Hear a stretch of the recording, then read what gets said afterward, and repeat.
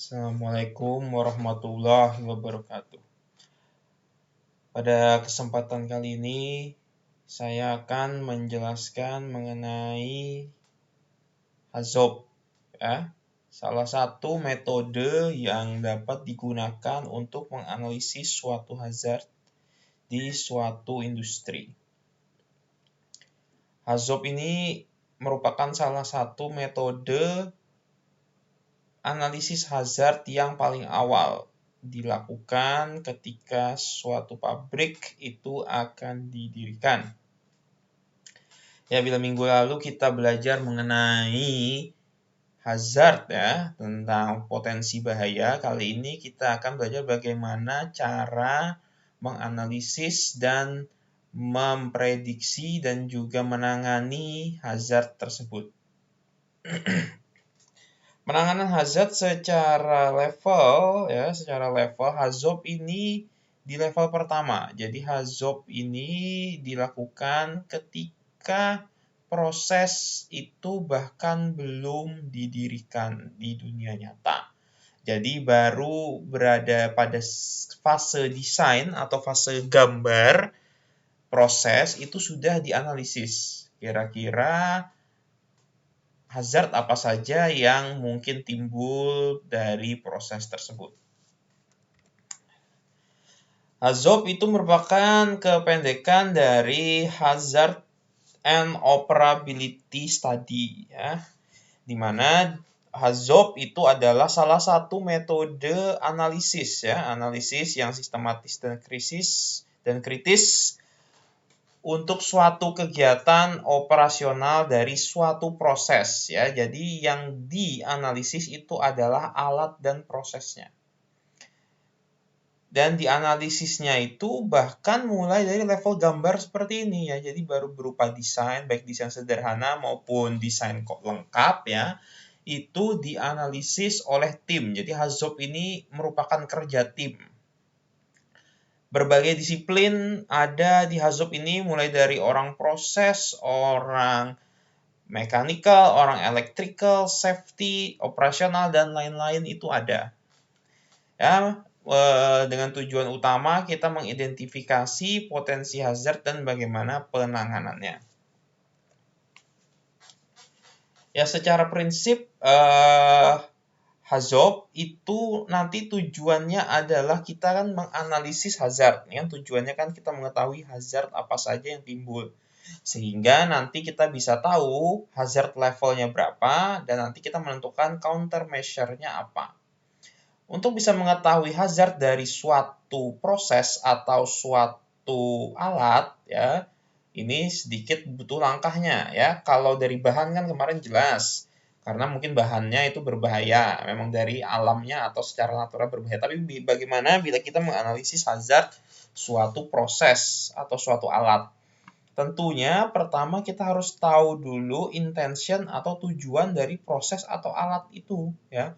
Fungsi normalnya alat itu ngapain sih? Atau proses ini ngapain? Nah, itu kita harus tahu dulu.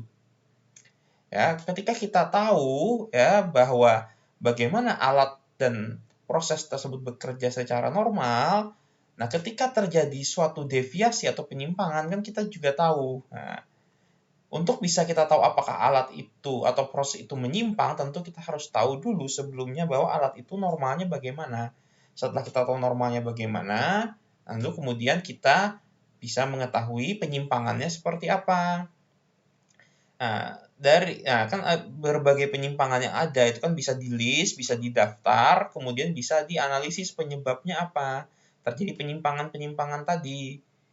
Nah, penyimpangan tadi itu setelah kita tahu penyebabnya, maka kita bisa mengetahui konsekuensinya, akibat yang ditimbulkan dari penyimpangan itu tadi apa.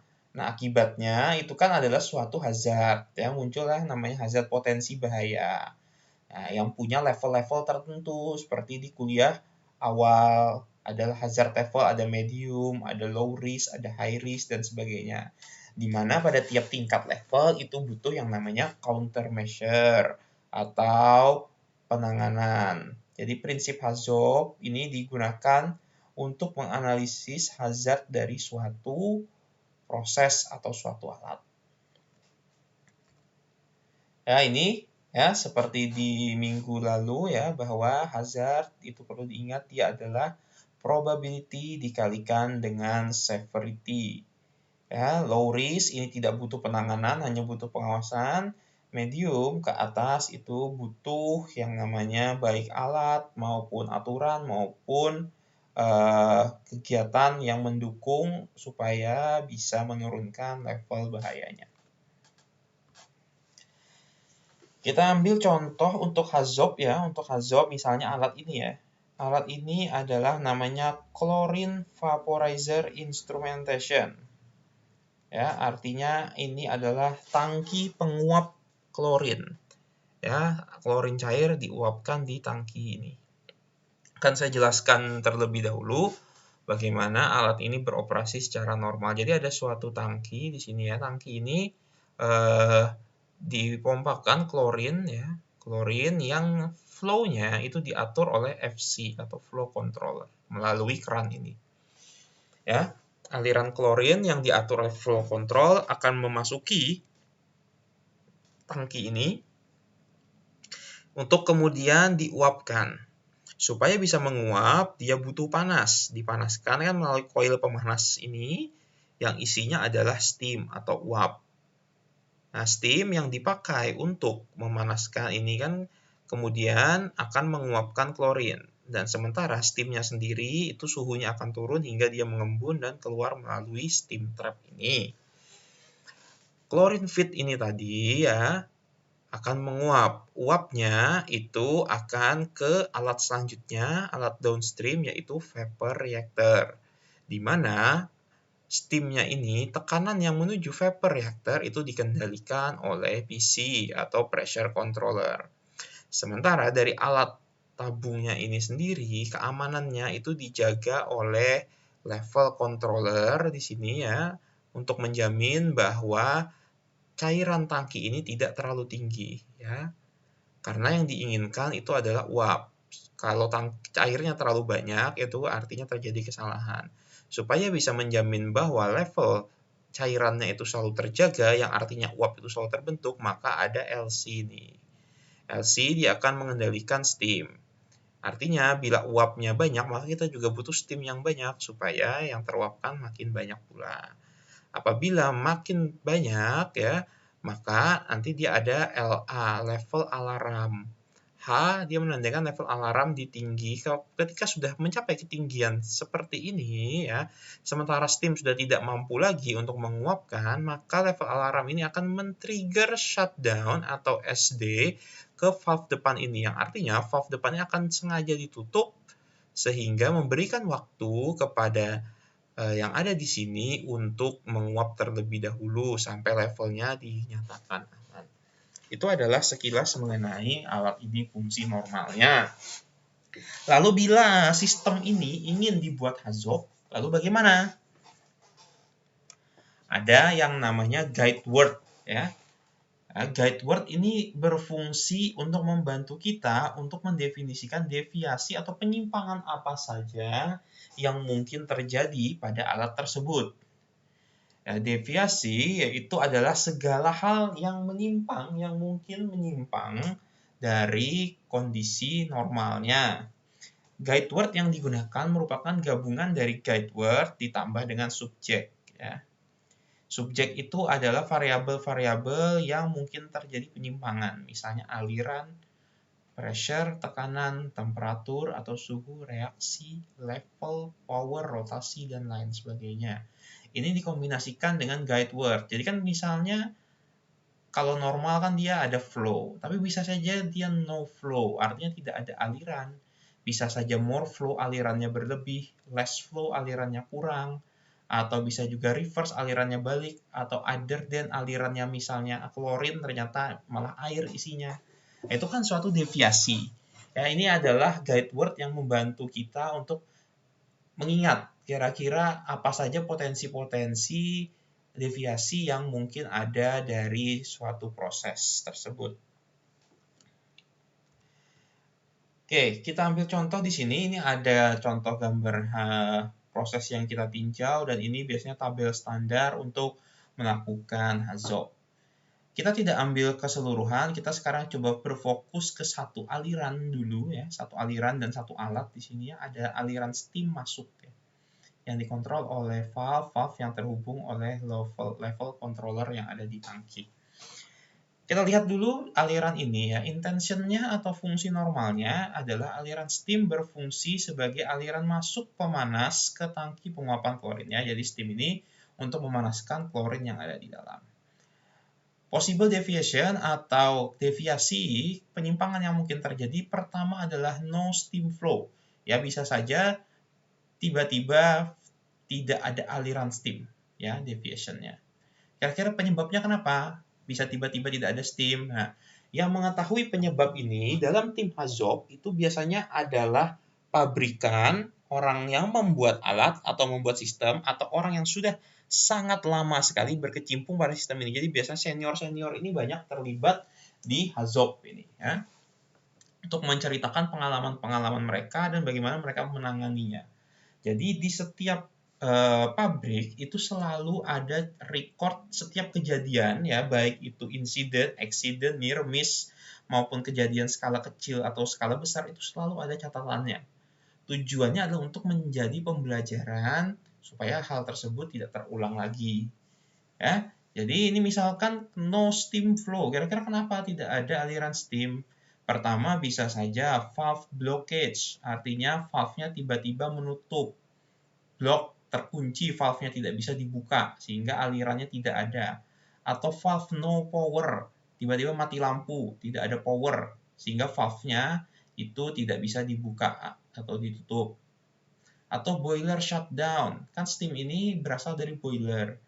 Nah, bisa saja sumbernya itu yang bermasalah sehingga dia tidak bisa mengalirkan ke chlorine vaporizer. Nah, kita sudah tahu cause-nya, konsekuensinya apa bila cause ini terjadi? Ya, bila terjadi no steam flow ini apa konsekuensinya? Pertama, apabila tidak ada steam, artinya uap klorin tidak akan terbentuk ya, tidak ada yang memanaskan. Sehingga aliran ke vapor reaktor atau ke downstream ini tidak ada. Ini konsekuensi pertama dari tidak adanya steam, maka tidak terjadi uap. Tidak terjadi uap artinya tidak ada aliran ke vapor reaktor. Sampai ke belakang alat selanjutnya tidak akan ada aliran. Lalu ketika tidak ada yang menguapkan, maka lama-lama level cairannya akan naik. Bisa meluap dan bahkan menyalakan level alarm di sini ya. Kalau sudah LC sini dia akan coba membuka. Tapi kalau memang permasalahan setelah dibuka masih juga steamnya tidak ada, maka akan ke LA di sini ya. LA itu akan mematikan valve yang depan sini. Tapi sebenarnya percuma saja ini dimatikan kalau memang steamnya tidak ada. Ya dia level tangkinya ya paling stay saja, hanya menutup, mengamankan sementara. Ya itu nanti bisa dianalisis, bisa diantisipasi juga dengan drain. Dan otomatis ketika steamnya berkurang, uapnya berkurang, maka tekanan tangki akan menurun. Ya, tekanan dan suhu tangki akan turun. Hazardnya mungkin terjadi adalah plant shutdown, pabriknya mati. Pabriknya mati kenapa? Karena aliran ke alat-alat selanjutnya itu tidak ada karena tidak terjadi proses penguapan di sini. Tidak ada aliran selanjutnya itu bisa menyebabkan terjadinya kekosongan produksi sehingga menyebabkan pabrik bisa mati. Ini suatu hal yang kritis dan tapi occurrence-nya dia remote, artinya dia tidak mengganggu lingkungan sekitar, hanya di sisi areanya saja. Countermeasure-nya, penanganannya, kita bisa kontak tim utility. Apa yang terjadi dengan boiler? Atau misalnya tim utility bilang bahwa boilernya normal, berarti dari alatnya ini. Kita panggil maintenance, orang instrumen, apakah memang valve-nya bekerja dengan baik? Ya, atau nanti kita bisa masukkan ke tim emergency response. Ini salah satu contoh untuk no steam flow. Dengan tabel yang sama kita lanjut ke masih dengan steam ini ya, masih dengan area sini, tapi sekarang kita pakai guide word-nya yang lain, yaitu less. Artinya aliran steam-nya tuh kurang dari biasanya. Kalau sebelumnya tidak ada aliran, sekarang less. Kalau steam-nya berkurang alirannya, itu kira-kira kenapa ya? Pertama, valve-nya tidak fully open. Ini contohnya ya. Ya, ini kan seperti saya bilang tadi, cause ini bisa dapat dari pengalaman atau dari ilmu Anda. Nah, ilmu Anda itu. Valve not fully open, artinya bahwa kerannya itu tidak terbuka penuh. sehingga ada aliran yang terhambat. Atau bisa juga boilernya lockdown, memang boilernya disetting supaya alirannya tidak maksimal. Mungkin ada suatu masalah atau ada apa di boilernya. Konsekuensinya apa? Uap klorin tidak terbentuk maksimal. Penguapan tetap ada tapi tidak maksimal. Akibat penguapan tidak maksimal itu level tangki bisa naik ya, karena uapnya tidak banyak. Level tangki akan naik, bisa meluap dan bisa menyalakan level alarm bila tidak diatur. Ya, tekanan tangki juga akan menurun. Hazardnya apa? Hazardnya aliran uap ke vapor itu tidak maksimal. Ya, karena sedikit. Produksi mungkin tetap akan jalan, tapi tidak sebanyak biasanya. Sehingga severity-nya moderate, tidak sampai bisa mematikan, kalau tidak emergency, tidak sampai bisa mematikan pabrik. Risk levelnya medium, sehingga countermeasure-nya pertama kita kontak utility, kita tanya dari sumbernya. Sumbernya apakah ada masalah atau tidak. Bila tidak, kita ternyata valve-nya ini mungkin bermasalah atau apa, kan artinya dia less steam flow, ya kita coba kurangi saja dulu fluid flow klorinnya sampai seimbang antara steam dengan klorin ini. Kita kurangi flow-nya dulu. Atau ya sudah, misalnya dia tetap tidak bisa dikendalikan, kita sudah ada pengaman terakhir, yaitu high level alarm. Dia akan men-trigger shutdown, akan dimatikan untuk coba diperbaiki. Itu yang kedua, less steam flow. Lalu masih di steam ya, kita coba yang ketiga ya. Kini ada more ya. Guide word-nya kita ganti sekarang more. Artinya tiba-tiba aliran steam-nya sangat banyak sekali. Melebihi biasanya. Ya, possible cause-nya apa? Valve-nya stuck open. Artinya valve-nya tidak bisa ditutup. Stuck dia ya. Tidak bisa ditutup sehingga aliran steam-nya lebih banyak dari biasanya.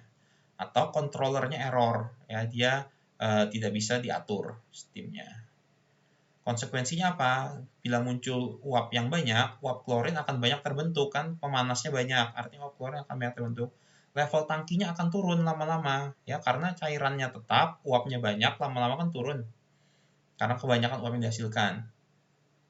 Otomatis suhunya akan meningkat dan tekanan akan meningkat. Ya. Nanti hati-hati, bisa saja nanti tangkinya meledak. Suhu meningkat, tangki meledak. Ini moderate ya. Untuk bisa meledak itu kan butuh waktu yang lebih lama, masih bisa dikendalikan, tidak cepat gitu. Sehingga severity-nya moderate, occurrence-nya remote. Dia tidak mengganggu lingkungan sekitar sampai luar pabrik, biasanya tidak. Nah, countermeasure-nya itu kita kontak utility ya, kita kontak dari sumbernya. Oh, kenapa? Apakah memang boilernya bermasalah sehingga alirannya banyak? Kalau tidak ya kita cek di sini, kita bisa panggil maintenance untuk ngecek ini ya, ngecek alatnya, ngecek keran ini. Atau misalnya memang ini banyak aliran ya, kita perbanyak juga feed klorinnya supaya seimbang, supaya levelnya tidak turun terus. Atau bisa juga kita kontrol tekanan yang ke sana. Dia akan mengontrolnya by tekanan, artinya supaya level tidak turun terus, tekanannya ini bisa kita atur supaya dia tidak banyak mengalir ke sana, supaya menjaga levelnya tidak habis. Nah, itu more, ini baru 3, tadi ada no, ada less, dan ada more. Ini baru steam flow. Nah, ini tadi ya. Lalu kemudian biasanya setelah itu bisa di summary ya, bisa dibikin ringkasannya dari tabel-tabel tadi supaya membacanya enak. Nah, bentuk-bentuk inilah yang biasanya nanti diturunkan menjadi SOP atau juga nanti FAQ ya. Jadi apabila di supervisor ini, nanti supervisor biasanya ada hazobnya ya. Jadi suatu alat itu bisa boleh didirikan di pabrik itu apabila sudah melalui yang namanya uji hazob, sudah melewati hazob. Artinya barang tersebut sudah ada segala tata cara pengamanannya. Ya, artinya alat tersebut sudah siap diamankan. Ya, artinya alat tersebut apabila terjadi sesuatu itu sudah tahu, sudah tertulis. Oh, misalnya tiba-tiba aliran steamnya no flow, kemungkinannya ini, maka konsekuensinya ini yang harus dilakukan ini. Sudah ada gitu. Jadinya siapapun yang mengendalikan alat tersebut nanti siap. Ya, dan ini tercatat ya. Artinya bahwa alat tersebut siap dan juga alat tersebut sudah aman. Ini kan salah satu bentuk pengamannya. Begitu juga kenapa dilakukan di fase desain, supaya misalnya nanti ternyata countermeasure-nya itu butuh ini, itu kan masih bisa ditambahkan karena belum didirikan.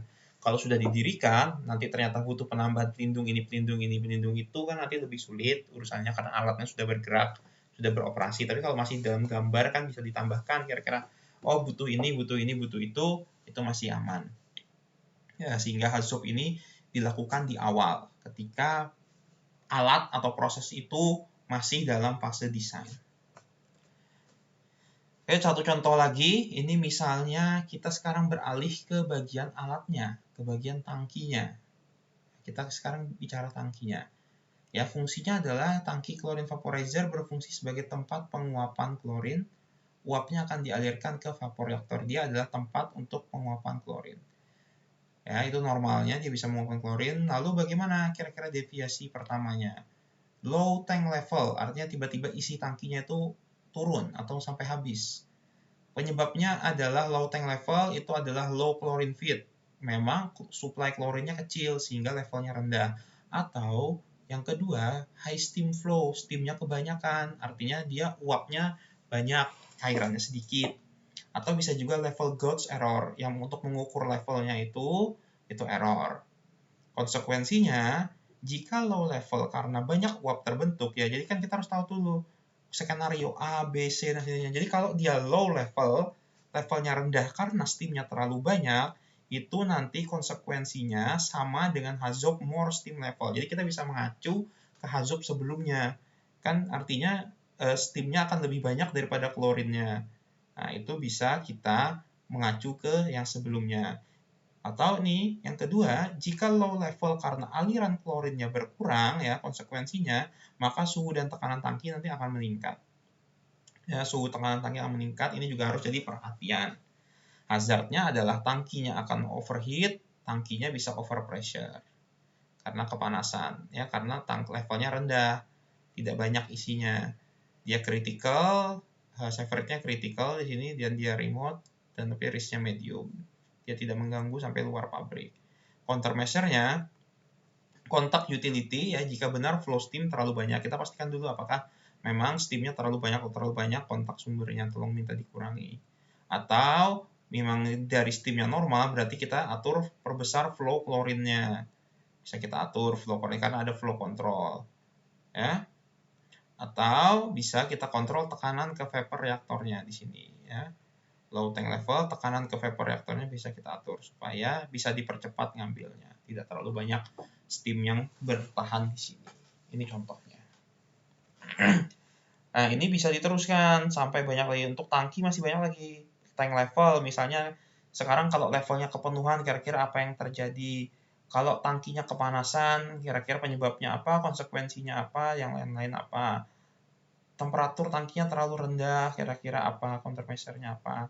Lalu kita bisa beralih lagi ke chlorine feed, feed umpannya, aliran umpan. Kalau tidak ada umpan, umpannya kurang, umpannya kelebihan. Bisa juga steam trap, pengembunannya tidak ada, pengembunannya kurang, pengembunannya banyak. Bahkan sampai ke chlorine vapor, uap klorinnya tidak ada uap, sedikit uap atau banyak uap, dan sebagainya, dan seterusnya. Ini bisa untuk jadi bahan Anda belajar di rumah, ya. Untuk bisa mengetahui, kira-kira memahami dari suatu proses itu deviasinya apa saja. Karena memang HAZOP ini tujuannya itu untuk menganalisis semua hazard yang mungkin. Semua hazard yang mungkin. Ya, itu akan dianalisis di HAZOP ini. Baik, terima kasih ya. Untuk tugas Anda itu nanti ada detailnya di Google Classroom, tapi intinya adalah Anda coba buat HAZOP ya berdasarkan tabel yang ada di slide ini ya. HAZOP untuk sistem bak air di kamar mandi Anda. Nah, itu bak air itu kira-kira kan selalu ada proses pengisian, selalu ada proses pengeluaran kadang-kadang ketika ingin dibersihkan. Nah, itu kira-kira HAZOP-nya bagaimana? Ya. Ketika Anda ingin mendesain satu bak kamar mandi, itu kira-kira deviasi atau penyimpangan-penyimpangan yang mungkin terjadi apa? Ya. Kesalahan-kesalahan, bahaya-bahayanya apa? Nah, itu coba Anda buat dalam bentuk HAZOP. Ya, detail ada di Google Classroom. Sekian dan terima kasih.